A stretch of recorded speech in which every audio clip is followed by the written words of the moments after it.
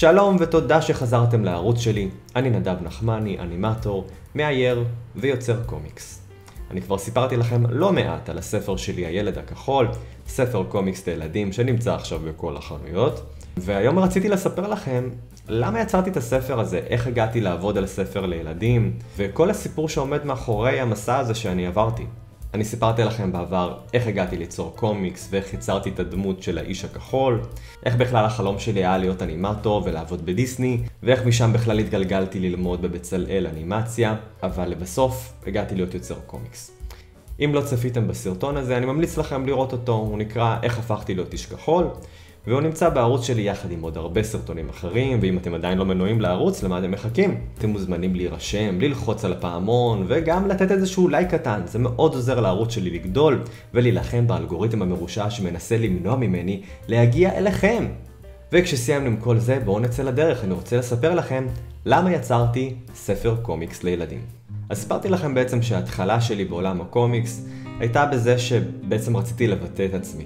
רציתי לספר סיפורים אישיים ובדיחות, ורציתי לעשות את זה בצורה קלילה וכיפית שלא תיקח לי יותר מדי זמן, ולכן המצאתי לעצמי דמות מאוד פשוטה שמורכבת מצורות ממש בסיסיות, עיגול, ריבוע וכמה קווים, ממש אין לה אפילו זרועות אמיתיות או רגליים, יש לדמות הזאת רק קווים, והיא קצת נראית כמו איזשהו סטיק פיגר, ובגלל שיש לה צבע כחלחל, עם השנים אנשים התחילו לקנות את הדמות הזאת וגם אותי, האיש הכחול. ואת הקומיקס הזה התחלתי ליצור לפני יותר מ8 שנים, והקומיקס הזה מאוד הצליח והגיע להרבה אנשים, ונהיה מאוד פופולרי. וכל הזמן הייתי מקבל הודעות ותגובות מאנשים ששואלים, מתי אני כבר הוציא ספר קומיקס לחנויות, ולמה אני פשוט לא מחבר את כל הקומיקסים האלו לאיזשהו עוגדן, לאיזשהו ספר אחד, ושיכיל את כל הסיפורים האלו, את כל הקומיקסים האלו שיצרתי במשך השנים. וזה באמת הרגיש לי מאוד טבעי ומתבקש שאם משהו מצליח ואנשים אוהבים אותו, אין סיבה שגם הוצאות לאור לא ימצאו בזה עניין.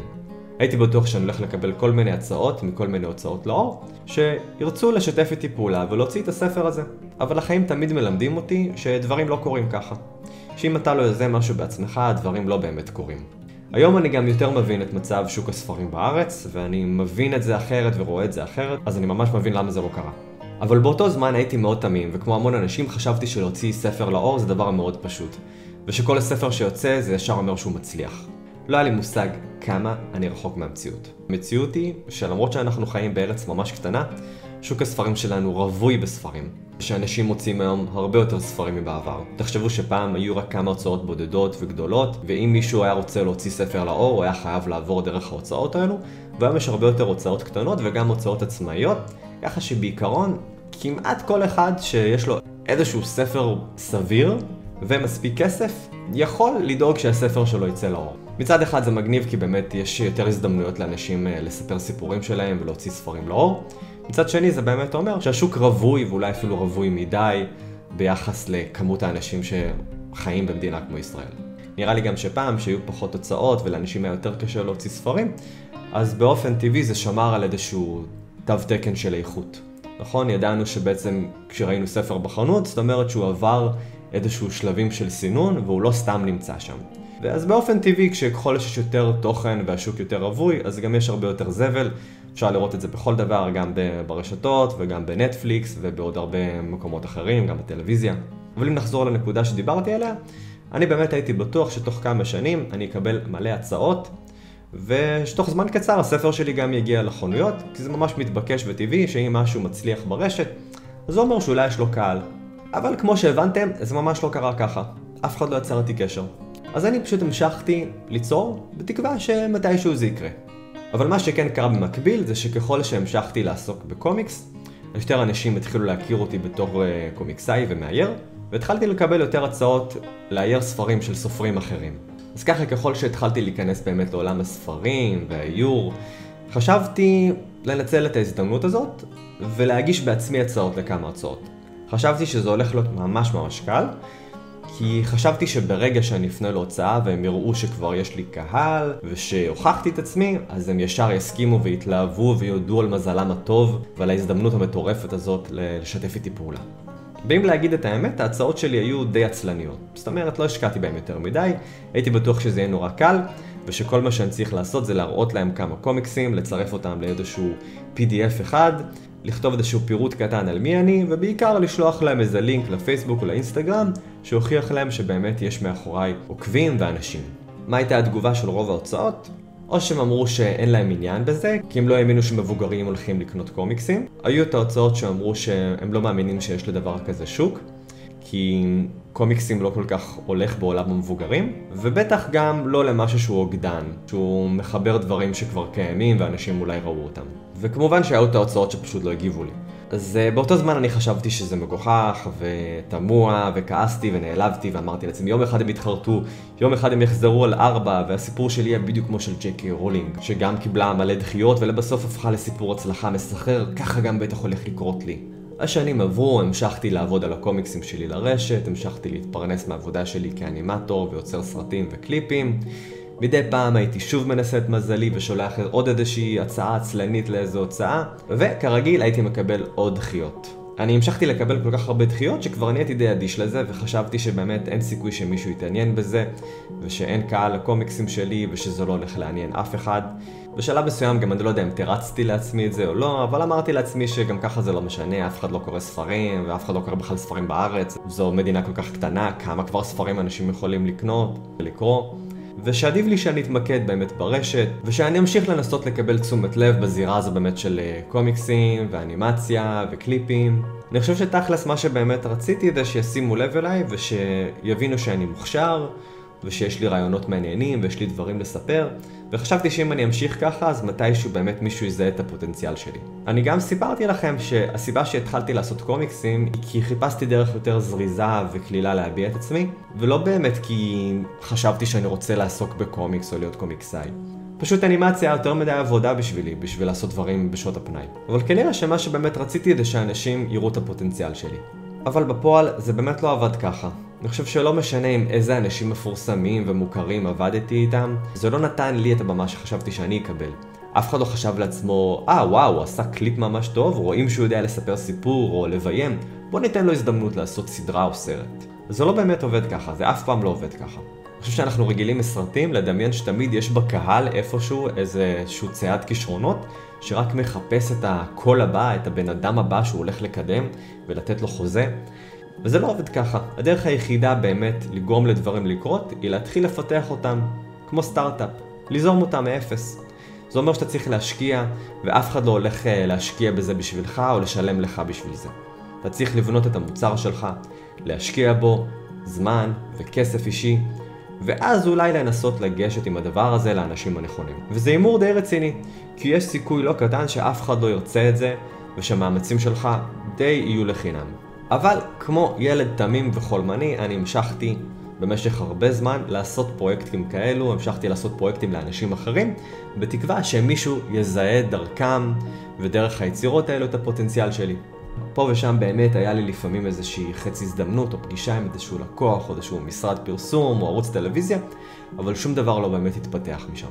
ואחרי קרוב לעשור שאני מנסה את הטכניקה הפסיבית והמוזרה הזאת של לראות לכל הכיוונים, הייתי ממש על סף ייאוש. כבר התרגלתי לאיזשהו אורח חיים שאני כל הזמן משרת אחרים, שאני תמיד מקום אחרון, אני מרוויח מעט כסף, אני לא מקבל קרדיט והכרה, וכל פעם אני משקיע את כל האנרגיה והתקוות שלי באיזשהו פרויקט חדש, בתקווה שהפרויקט הזה הולך לפתוח לי את הדלת. שמישהו ירצה לתת לי הזדמנות, שמישהו ירצה שאני אולי אעשה סדרה או סרט, וזה די אבסורד, כי זה באמת לא הגיוני שזה יעבוד ככה. המחשבה הזאת שיש איזשהו מפיק עם סיגר שיושב מאחורי הקלעים ופתאום רואה אותי במוניטור או רואה אותי ברשת ואומר פתאום לעוזר שלו, היי ג'וני, אתה יודע, לילד הזה יש כישרון, אני רוצה לתת לו הזדמנות, ג'וני. זה דימויים תמימים מסרטים הוליוודיים שלא קשורים בשום צורה למציאות. אז אחרי לא מעט שנים שאני בלופ הזה, אני גר בתל אביב, אני מסתובב בבתי קפה, אני עובד על הדברים שלי, אני חולם, אני רואה כל מיני סלבס, אני אומר לעצמי שיום אחד אני אהיה כמוהם. הבנתי שאני חייב להתפכח, זה פשוט לא הולך לקרות ככה. שאני מספר לעצמי סיפורים שלא קשורים למציאות, ומתישהו באמת המציאות מכה בך. והבנתי שאם אני הולך להמשיך בכיוון הזה, אני ממש לא בכיוון הנכון. אז באמת מיואש מהכל, באמת לא ידעתי מה לעשות עם עצמי, הרגשתי סופר מיואש. אז החלטתי שאני הולך לעזוב הכל. עזבתי את הדירה שלי, מסרתי את כל הדברים שלי, זרקתי את כל הציוד שלי, נשארתי עם תיק אחד בלבד, ואמרתי שאני הולך לאיזה חודש-חודשיים לגור אצל ההורים שלי, ואז לטוס לחול ואולי קצת לנדוד בעולם, ולעשות איזשהו חישוב מסלול מחדש. לא הייתי בטבריה, העיר שבה גדלתי, בערך מאז הצבא. די ברחתי לשם ברגע שיכולתי, כי כשהייתי ילד, שוב, מושפע מסרטים ומכל מיני דימויים הוליוודיים, סיפרתי לעצמי שאני איזשהו נער כפרי שחי בחווה, פשוט צריך לעזוב את הכפר הזה, כדי להגיע לעיר הגדולה ולהצליח. ואז יום אחד שהוא יחזור כמצליחן, כולם יגידו, בונה, לא האמנו שהילד הקטן והמוזר הזה שווה משהו. אני לא חושב שאני היחידי שמספר לעצמו את הסיפור הזה, אני חושב שכולנו גדלנו על הסיפורים האלו ועל הדימויים האלו, וכולנו חושבים ומייחלים שיום אחד אנחנו נחזור הביתה, וכולם יעריצו אותנו ויגידו, וואו, איזה כוכבים הם. ומצאתי את עצמי בגיל 35 באמצע החיים, הכי רחוק בעולם מסיפור הסינדרלה הזה. חזרתי כלוזר ענק לכפר הזה, בלי גביע, בלי נסיכה, לא מכרתי סטארט-אפ, אני לא במאי מוצלח, אני לא שחקן, לא אנימטור, לא חזרתי מהוליווד, לא ניצחתי אף דרכון. הרגשתי הכי לוזר בעולם, הרגשתי אף אחד, והייתי כל כך נבוך שרציתי לקבור את עצמי. הדבר היחידי שהחזיק אותי היה המחשבה שעוד מעט אני אצא אולי לאיזשהו מסע בעולם של חיפוש עצמי, ואז סוף סוף היו לי איזשהו תשובות להבין מה אני עושה עם עצמי עכשיו. אבל אז, בדיוק, קורה דבר מאוד מוזר. מתחילה מגפה עולמית. כן, מגפה עולמית אפוקליפטית הזויה. ואני מוצא את עצמי בבית של ההורים שלי, בעיר שנולדתי בה, במציאות מאוד מוזרה של תחושת סוף העולם, סגרים, בידודים, מחלות ופאניקות. אבל הדבר הכי מוזר בכל הסיפור הזה, שזה דווקא בא לי ממש בטוב. פתאום הרגשתי שמשהו מכריח אותי להיות בבית, שלכולם אין עבודה, כולם באיזושהי חרדה ופאניקה, והרגשתי שכולם קצת איתי באותה סירה פתאום. אני יודע שזה מוזר שהעולם מרגיש כאילו בוער ומתפרק, ואני דווקא פתאום די נרגע ומוצא את עצמי, אבל זה מה שקרה. פתאום כשהכל נעצר, כולם היו באותו מצב, משהו אפשר לי להירגע, להיות נוכח. לא להרגיש שאני כל הזמן מאכזב או מפספס משהו, או לא פוגע באיזשהו יעד, או נכשל בחיים שלי. ואז פתאום משום מקום אני מקבל הצעה ממש מוזרה, להעביר סדנת קומיקס לילדים דרך דבר שנקרא זום. אין לי מושג מה זה. אני לא יודע איך זה עובד, אני לא יודע איך מלמדים דרך האינטרנט, אני לא יודע איך ללמד, אני בחיים לא לימדתי, אבל בדרך כלל שהחיים מציעים לי משהו, אני אומר כן. ולמרות שזה היה בסך הכל שיעור קומיקס לכמה ילדים, אני ממש התרגשתי, די רעדתי לפני זה. לא היה לי מושג איך מלמדים או איך מלמדים ילדים, אבל תוך כדי השיעור, מהר מאוד קלטתי שזה הולך די טוב ושזה בא לי באופן מאוד טבעי. והתחלתי לקבל עוד ועוד הצעות כאלו, והתחלתי גם ליזום עוד ועוד סדנאות כאלו, וראיתי שדווקא באופן מפתיע הפורמט הזה של ללמד מרחוק, ללמד דרך זום, עובד בצורה מאוד טובה, כי זה מאפשר לי כל הזמן לשתף את המסך ולהראות באמת איך אני עובד ואיך אני מצייר ואיך אני יוצר. ותוך זמן ממש קצר, החיים שלי פשוט השתנו. אני התחלתי להעביר המון סדנאות והרצאות וקורסים דרך זום, גם לילדים וגם למבוגרים. והשיא של הדבר הזה היה מפגש שמתרחש כל שבוע של סדנת קומיקס לילדים דרך האתר של בית אביחי. של הסדנה הזאת היו מגיעים כל שבוע מאות ילדים מכל הארץ, מהצפון ועד הדרום. אני יחד עם מאות ילדים פשוט עושים קומיקסים כל שבוע ביחד. כל הסיפור הזה היה הדבר הכי הזוי ומוזר שקרה לי בחיים. בזמן מאוד קצר, ממצב שאני מרגיש הכי לוזר בעולם, אני חי בדירה בתל אביב שבקושי מצליח לסגור את החודש, כל שני וחמישי אני אוכל סרטים וכאפות, פתאום אני מוצא את עצמי, מרוויח ממש טוב, עסוק כל היום, מעריכים אותי, אני פוגש אנשים מכל הארץ וגם ממקומות אחרים בעולם. ובעיקר אני מגלה כמה אני טוב בזה, אני טוב בללמד. אני מפתח כל מיני מערכי שיעור ותרגילים שעוזרים לאנשים להתפתח וליצור. ואני פשוט נהנה. כמובן במקביל לדבר הזה יש המון השראה, יש מגפה עולמית שקורית מסביב. זה נותן המון רעיונות לסיפורים ולקומיקסים שאני ממשיך לייצר, וגם הדבר הזה מאוד מצליח גם ברשתות. וזו פשוט הייתה הפעם הראשונה מאז שסיימתי את הלימודים, שהרגשתי שאני מקבל במה בזכות עצמי, שאני בפרונט עכשיו ושזה מגיע לי. וכל הדבר הזה קורה בצורה הכי אירונית מהחדר הקטן שלי בטבריה, בבית שבו אני גדלתי בזמן שיש מגפה עולמית ברקע. בזמן הפנוי שלי הייתי מסתובב ברחוב ובשכונה, עושה הליכות וטיולים וסופג הרבה השראה מהנוף של הילדות שלי. מצאתי את עצמי מוקף ומוצף בזיכרונות ונזכר הרבה בסיפורים של הילדות שלי. מפגשים עם אותם מאות ילדים מדי שבוע גרם לי להבין גם שיש לי תקשורת מאוד טבעית עם ילדים, שאני ממש מבין אותם. אני חייב להגיד לכם בכנות שאני אף פעם לא הרגשתי קשור לעולם המבוגרים. כשאני התחלתי להתבגר, אני הרגשתי תמיד שאני צריך להתחיל להעמיד פנים שאני גם מבוגר כמו האחרים. אני צריך לעבוד עליהם, שהם לא ישימו לב שאני בעצם איזשהו ילד בתחפושת. ופתאום כשעברתי סדנאות לילדים, שמתי לב שזה ממש נוח לי. לא צריך להעמיד פנים. כי גם ילדים לא מעמידים פנים, אין להם מסכות, אין להם פוזות. הם הכי כנים והם לא מזייפים. ויכולתי להיות רגוע שכל מה שהם אומרים לי במפגש הזה הוא באמת אמיתי.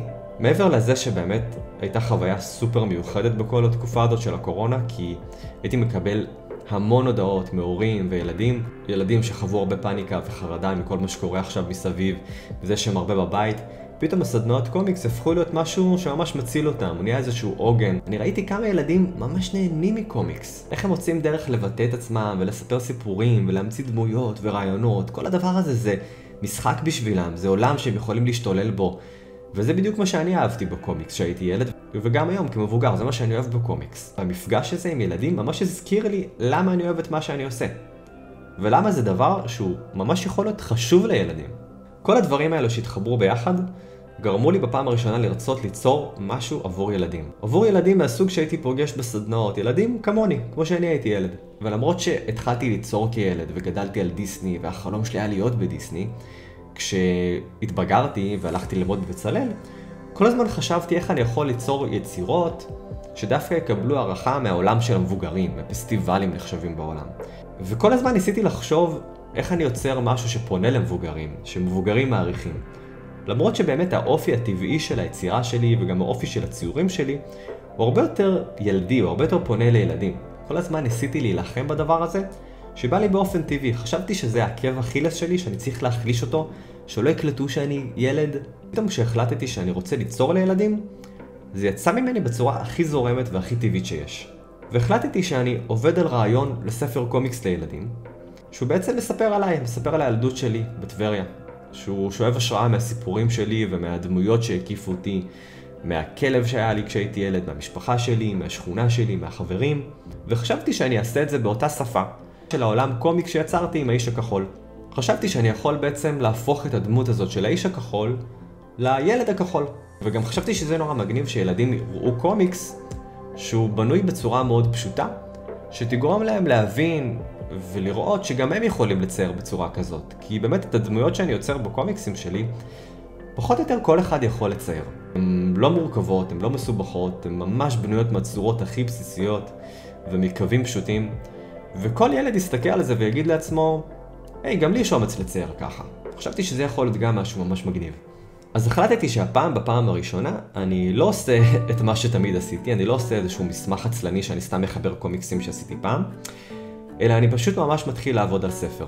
ויצרתי פרק שלם לדוגמה, שהוא ספר סופי וצבוע ומוכן, ועבדתי על איזשהו פיץ', על איזשהו רעיון שלם שמציג את החזון שלי, שמספר עליי, שגם מספר קצת על הסיפור הזה באמת של איך הגעתי לעשות קומיקס לילדים, על הסדנאות האלו שהעברתי לילדים, על המפגש הזה איתם, ועל הצורך הזה, על הצורך האמיתי הזה שהרגשתי שאני מזהה אצל ילדים בארץ. הצורך גם לקבל איזשהו ייצוג של קומיקס ישראלי אמיתי שנולד מהארץ, מיוצר ישראלי, שמציג את התרבות שלנו בארץ.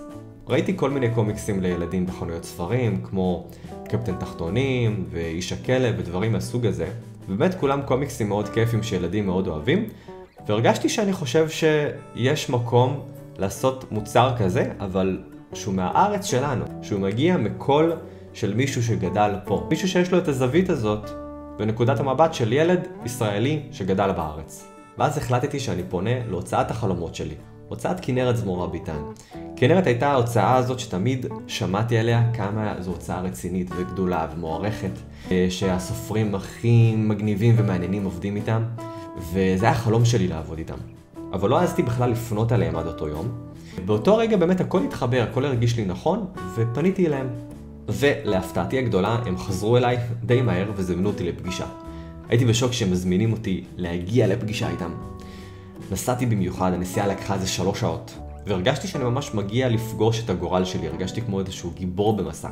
מאוד התרגשתי מהפגישה, למרות שבאמת לא ידעתי אם זה שמזמינים אותי לפגישה אומר שבאמת משהו הולך לקרות או לא, לא היה לי מושג. הגעתי להוצאה ורק המקום עצמו נראה כמו איזשהו סצנה מעולם אגדות. איך שאתה נכנס להוצאה הזאת, אתה רואה פשוט ארון ספרים עצום, שבנוי על קיר ענק. קיר ענק שמכיל מאות מדפים ואלפי ספרים. משהו פסיכי שאי אפשר לתאר. אני לא האמנתי שאני רואה משהו כזה בארץ. זה נראה באמת כמו איזשהו לוקיישן מאיזה סרט של דיסני או מהיפה והחיה. ואמרתי לעצמי, אלוהים, הלוואי שיום אחד הספר שלי יהיה על המדפים האלו. נכנסתי לפגישה לפגוש 2 אורחות מטעם ההוצאה. באופן טבעי ניסיתי ככה לשמור על איזשהו פאסון ולהעמיד פנים שאני מבוגר ולנהל את הסמולטוק הרגיל, אבל מהר מאוד שמתי לב שאני פוגש נשים מאוד יוצאות דופן, דווקא באמת עם איזשהו רוח צעירה, ובאמת כמוני עם איזשהו לב צעיר, עם לב של ילד. וכבר הרגשתי תחושה מאוד טובה. כשהתיישבנו במשרד שהיה מלא אגב בפוסטרים ותמונות מכל מיני ספרים וקומיקסים, וזה היה מאוד מרגש, הקומיקס שלי היה פתוח שם על המחשב, יחד עם אותם תמונות כאלו שאני רואה ברקע. ואז די מהר הם אמרו לי בפשטות שהם מאמינות בפרויקט הזה. הם רואות אותו אפילו לא רק כספר אחד, אלא כסדרה של ספרים. ואני הייתי בשוק. לא האמנתי למה שאני שומע. גייסתי את כל הכוחות שלי לא להתחיל לבכות מהתרגשות או לצרוח מהתלהבות ולשמור על פאסון. ניסיתי ככה להנהן ולהגיד שזה נשמע מעניין. סיימנו את הפגישה, נכנסתי לאוטו, התחלתי לנסוע. ותוך כמה דקות התחלתי לצרוח מהתרגשות. פשוט לא האמנתי שזה מה שקרה עכשיו. שיצאתי מהפגישה עם הוצאת החלומות שלי, ושהם מציעים לי להוציא סדרה של ספרים. ממש הייתי צריך לצוות את עצמי כדי להאמין שזה קורה. מהר מאוד אחר כך שהתחלנו לעבוד על הספר, ראיתי כמה שזה לא רק חלום, אלא זה באמת עבודה קשה, שלוקחת המון זמן.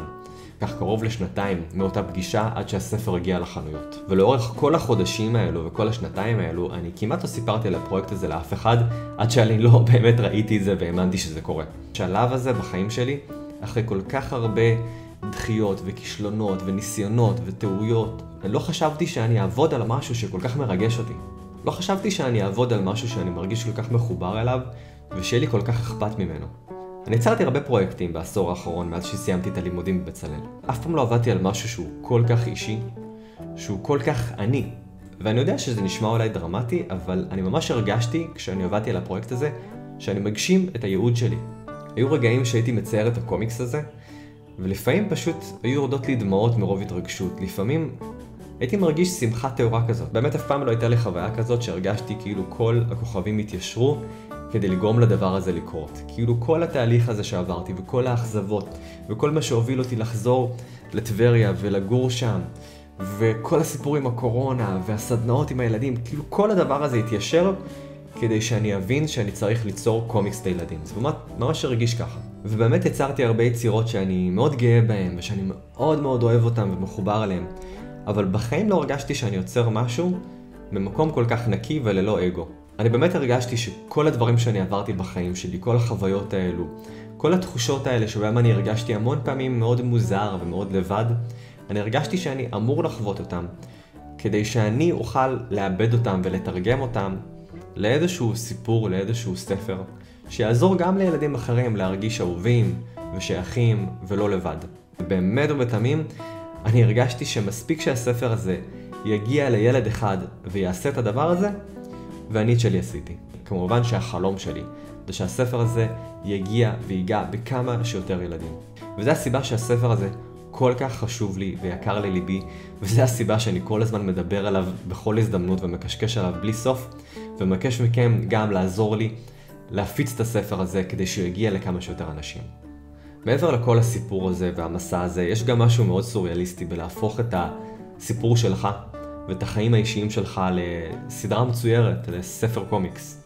הבית שגדלתי בו, החדר שישנתי בו, המשפחה שלי, החברים שלי, השכונה, הכלב שלי, כל הדברים האלו הפכו להיות עולם מצויר. זו חוויה ממש מוזרה וממש מרגשת. ואני אסיר תודה להוצאת כנרת שהאמינו בפרויקט הזה ועזרו לי להגשים אותו.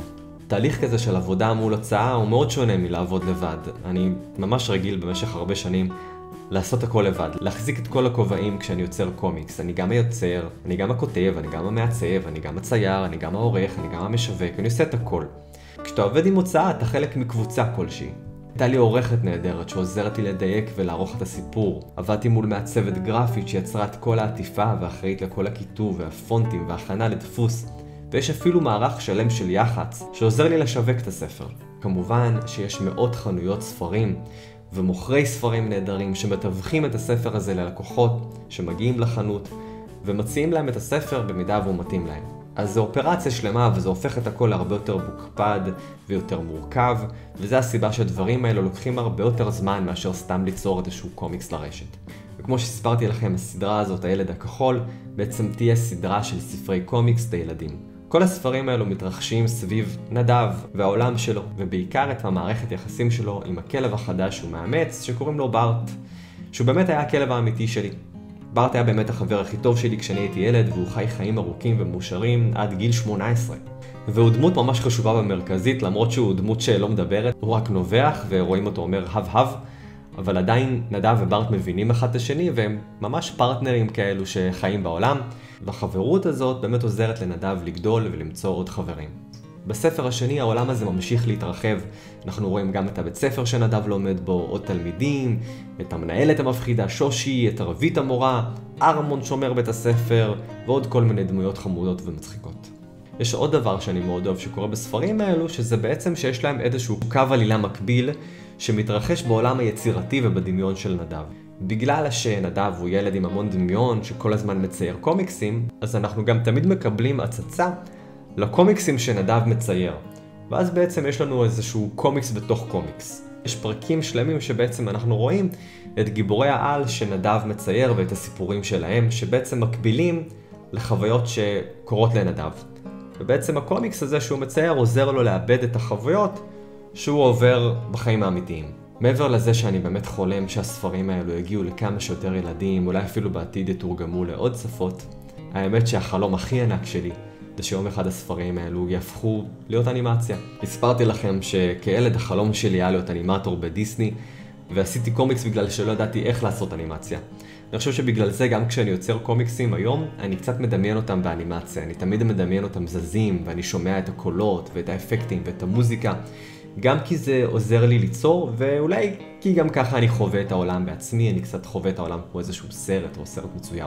ובאמת בגלל זה החלום הכי מופרע שלי, שאולי יום אחד הדבר הזה יעבור איזשהו עיבוד לאנימציה.